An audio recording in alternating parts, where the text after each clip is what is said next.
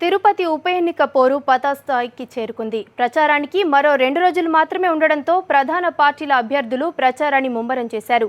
TDP తరపున మంత్రులు, ఎంపీలు, ఎమ్మెల్యేలు పదుల సంఖ్యలో తిరుపతిలోనే తిష్టవేశారు. కాంగ్రెస్ అభ్యర్థికి ఒంటరి పోరాటం తప్పడం లేదు. చివరికి చిరంజీవి సైతం ముఖం చాటేయడంతో ఆ పార్టీ పరిస్థితి దయనీయంగా మారింది. తిరుపతి ఉప ఎన్నికల్లో అభ్యర్థులు ప్రచారం ముమ్మరం చేశారు. టీడీపీ, కాంగ్రెస్ పార్టీల అభ్యర్థులతో పాటు మొత్తం 13 మంది పోటీలో ఉన్నారు. అయితే టీడీపీ, కాంగ్రెస్ మధ్య ప్రధాన పోటీ నెలకొంది. గత సార్వత్రిక ఎన్నికల్లో తిరుపతి అసెంబ్లీకి టీడీపీ తరఫున పోటీ చేసిన వెంకటరమణ ఇటీవల అనారోగ్య కారణాలతో మృతి చెందారు. దీంతో ఉప ఎన్నిక అనివార్యమైంది. టీడీపీ తరఫున వెంకటరమణ సతీమణిని ఆ పార్టీ ప్రకటించింది. గత సంప్రదాయాలను పాటిస్తూ ఎన్నికల్లో పోటీ చేయకూడదని వైఎస్ఆర్ కాంగ్రెస్ పార్టీ నిర్ణయించింది. కానీ కాంగ్రెస్ పార్టీ మాత్రం తమ అభ్యర్థిని రంగంలోకి దింపింది. కాంగ్రెస్ పార్టీ రాష్ట్ర నాయకత్వానికి ఇష్టం లేకున్నా తిరుపతి మాజీ ఎంపీ చింతామోహన్ పట్టుబట్టి డ్వాక్రా మహిళను అభ్యర్థిగా నిలబెట్టారు.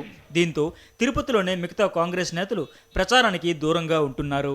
రుణమాఫీ చేస్తా అన్నాడు, మహిళలకు, నిరుద్యోగులకి భృతి ఇస్తా అన్నాడు, మూడోది రైతులకు రుణమాఫీ అన్నాడు. ఈ 3 విషయాల్లో సంపూర్ణంగా విఫలమయ్యాడు ఆయన. అందువల్ల ప్రజలంతా విసిగిపోయి ఉన్నారు. నేను మొట్టమొదటిసారి చూస్తున్నా. జనాలు 4 సంవత్సరాల తర్వాత విసిగిపోతారు, కానీ మొదటి 6 నెలల్లోనే విసిగిపోయారు చంద్రబాబు నాయుడు పరిపాలన పైన. మరి రేపు రాబోయే ప్రజా తీర్పు చంద్రబాబు పరిపాలన పైనే తీర్పు ఉంటుంది.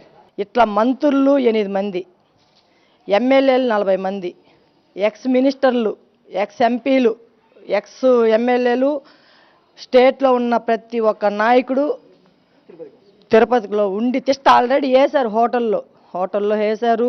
చిన్నబాబు గారు వచ్చారు, పెదబాబు గారు ఆర్డర్ ఇచ్చారు, చిన్నబాబు గారు వచ్చారు. చిన్నబాబు గారు ఏమేమి సూచనలు ఇవ్వాలో ఇచ్చారు, డబ్బులు ఎట్టబంచాలో చెప్పారు చిన్నబాబు గారు. ఆ చిన్నబాబు గారు ఎవరింట్లో డబ్బులు దాచిపెట్టాలనో దాపెట్టారు. మద్యము ఏర్లై పారించమని చెప్పి ఈరోజు ఎక్స్చేంజ్ మినిస్టర్ని పంపించారు. తిరుపతిలో స్వతహాగా టీడీపీ అభ్యర్థి సుగుణకు సానుభూతి ఉంది. ఆమె ఇండిపెండెంట్గా పోటీ చేసిన గెలుపు ఖాయం అన్నది రాజకీయ విశ్లేషకుల అభిప్రాయం. అయితే తిరుపతిలో పెద్ద ఎత్తున డ్వాక్రా మహిళలు ఉన్నందున టీడీపీ నేతలు ఆందోళనకు గురవుతున్నారు. డ్వాక్రా రుణాల మాఫీకి సంబంధించి మహిళలు తీవ్ర ఆగ్రహంతో ఉన్నారు. అలాగే నిరుద్యోగులు, రైతులు కూడా తీవ్ర అసంతృప్తితో ఉన్నందున గెలుపు కోసం మంత్రులు, ఎమ్మెల్యేలు, ఎంపీలు తిరుపతిలోనే తిష్టవేయాల్సిన పరిస్థితి. మంత్రి యనమల రామకృష్ణుడు తిరుపతిలోనే తిష్టవేసి ఎన్నికలను పర్యవేక్షిస్తున్నారు. చంద్రబాబు నాయుడు తనయుడు నారా లోకేష్ కూడా ప్రత్యేక దృష్టి పెట్టారు.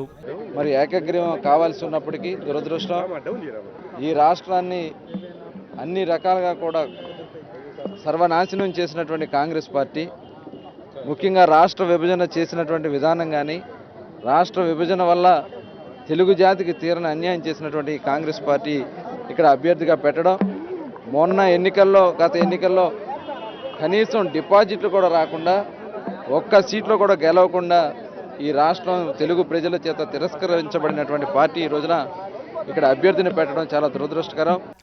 కాంగ్రెస్ పార్టీలో ప్రధాన నేతల్లో ఒకరైన చిరంజీవి తిరుపతి వైపు కన్నెత్తి చూడకపోవడం ఆ పార్టీలో తీవ్ర చర్చనీయాంశంగా మారింది. తిరుపతి మాజీ ఎమ్మెల్యే అయిన చిరంజీవి ఖచ్చితంగా ప్రచారానికి వస్తారని మొదట కాంగ్రెస్ నేతలు భావించారు. అయితే టీడీపీ అభ్యర్థి తన సామాజిక వర్గానికి చెందిన వారే కావడంతో చిరంజీవి తిరుపతి ఎన్నికల ప్రచారానికి అనాసక్తి చూపుతున్నట్లు సమాచారం.